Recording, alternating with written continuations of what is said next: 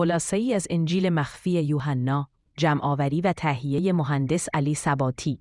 این مقاله خلاصه‌ای از انجیل مخفی یوحناست. اما چرا انجیل یوحنای رسول مهم است؟ زیرا یوحنای رسول نزدیکترین فرد به عیسی مسیح بود، تا جایی که عیسی مادرش مریم را بر روی صلیب به او سپرد که نشانه‌ای از اعتماد است. بنابراین بدون شک او آموزه‌های عیسی را به خوبی دریافت کرده است. جدا از این موارد، دو بخش مهم در کتاب مقدس امروزی نوشته‌های یوحنای رسول است. به نظر می رسد که دنیای عادی درد و نزدیک به مرگ، مشکلات، وسوسه‌ها، گناهان، استرس‌ها و فقدان‌ها تقریباً همیشه غالب است. با این حال، گاهی اوقات می توانید آنچه را که به دنبالش هستید به دست آورید و جنار را در همه جا ببینید و خود را الهی بدانید.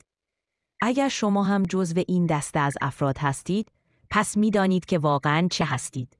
این که شما خدا هستید، درست مثل هر کس دیگری. اما به عنوان یک فرد بیدار، وجود شما در این دنیای دنیوی و دشوار شما را شگفت زده می کند. از خودتان می پرسید چطور به اینجا رسیدم؟ احساس نمی کنم به اینجا تعلق داشته باشم. شما را شگفت زده می کند. از خودتان می پرسید چطور به اینجا رسیدم؟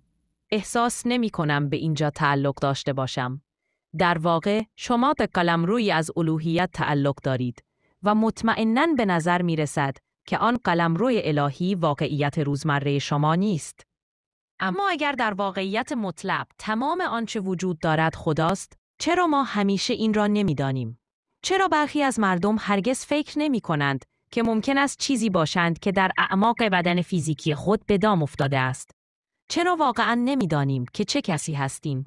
چگونه فراموش کردیم؟ چه چیزی ما را از درک الوهیت خود باز می دارد و چه چیزی بسیاری از مردم را از انکار اینکه الوهیت آنها حتی قابل تصور است باز می دارد؟